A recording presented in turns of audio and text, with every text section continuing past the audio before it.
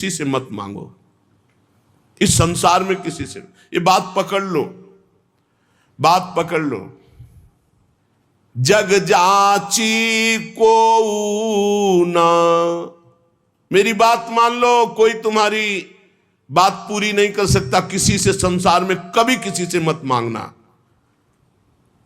जाची जो, अगर मांगना ही है तो हृदय से, जाची जान की जान ही रे, भगवान श्री हरि से मांगो। क्या होगा? जे ही जाचत जाचकता जर जाय, मांगना मिट जाएगा। जे ही जाचत जाचकता जर जाई, जो जारत जोर जहा नहीं रे। मांगो तो केवल प्रभु से मांगो, जिससे मंगतापन मिट जाएगा। वो ऐसे दाता है, दे देंगे ना, जन्म जन्म की मांग पूरी हो जाएगी। जिसके जानने के बाद कुछ जानना बाकी नहीं रहता, जिसके पाने के बाद कुछ पाना बाकी नहीं रहता। इसलिए किसी से मत मांगो, किसी से मत कामना करो, केवल प्रभु से करो, इंतजार करो। उनकी बाट जो हो, किसी और की तरफ मत देख लेना। जो सकाम भाव रखते हैं, मांगते हैं, तो केवल प्रभु से मांगो, अन्य से नहीं। ये तुम नियम ले लो कि हमारा आराध्य देव ही हमारी पूर्ति करेगा, हम दूसरे से कभी नहीं। श्यामा श्याम ही बहुत महान है, हम कैसे तुम्हें क्या क्या बतावें तुम्हें।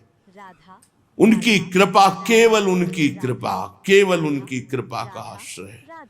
कभी अन्य का आश्रय ले लेंगे तो आपकी भक्ति बाधित हो जाएगी, आपका जीवन समस्या में पड़ जाएगा और आपको परेशानी ही परेशानी हो जाएगी। केवल प्रभु का आश्रय।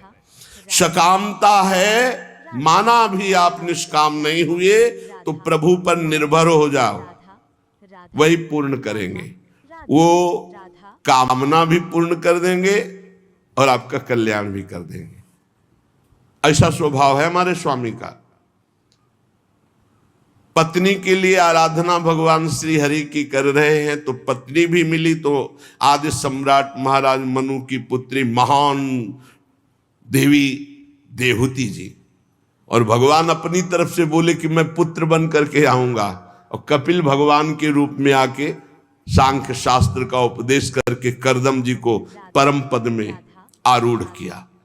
अगर भगवान से मांगा जाए तो विषय भी दे देते हैं और साथ में अपने आप को भी दे देते हैं कि अब तुम हमसे मांगे हो तो अब ऐसी तुम्हारे अंदर ज्ञान वृत्ति जागृत करेंगे कि अब तुम्हारा मांगना मिट जाए, जाचकता जरी जाए। जो आज तक कोई सफल हुआ है मानो, वो केवल भागवतिक शक्ति से, दिव्य शक्ति से सफल हुआ है। किसी को अगर सफलता, लौकिक पारलौकिक वास्तविक सफलता, सफलता का मतलब रुपया पैसा बढ़ जाना, लोग संपत्ति यश मान कीर्ति नहीं, काम क्रोध लोभ मोह मद मत्सर, इन पर विजय प्राप्त करना सफलता है।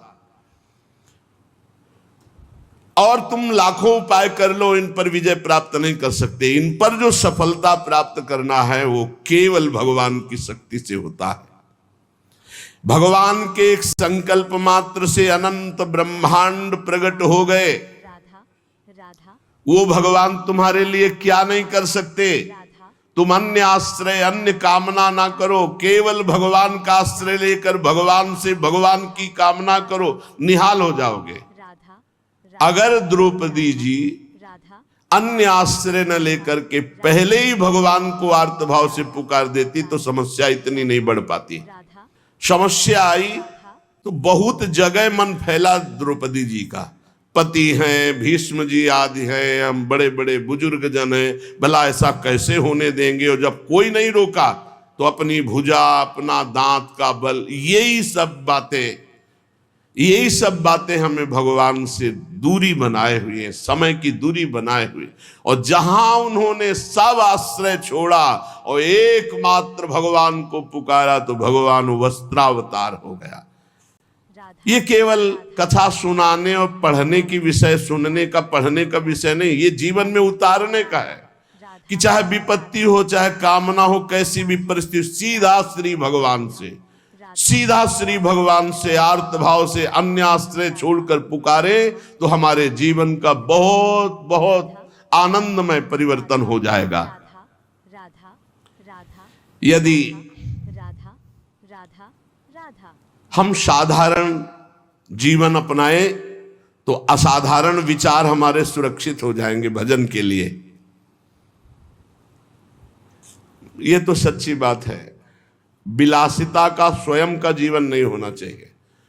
हमारे पास जो सुख सामग्री वो दूसरों के लिए है, अपने लिए जिससे कम खर्चे से काम चल जाए वैसे चलाना चाहिए। अपना जीवन बहुत ही सात्विक होना चाहिए। हम टूटी से उतना ही जल लेते हैं जितनी आवश्यकता होती है, उतने ही बिजली चलाना है जितनी आवश्यकता नहीं। तो बल्ब बंद करके अगर प्रकाश से काम चल रहा है बाहरी तो बल्ब नहीं जलाना है। अगर पंखे से काम चल रहा है तो कमरे में फिर हमको एसी नहीं चलाना। अगर बिना पंखे एसी के घंटा 2 घंटा कट रहा है तो हम वैसे, जितना आप कम खर्चे का जीवन उतना ही आपका भजन उत्तम बढ़ेगा। आप ये मत सोचो कि तुम मेरी संपत्ति में जितना चाहूं महंगे से महंगा प्रयोग कर सकता हूं। नहीं, सब संपत्ति रघुपति के आई।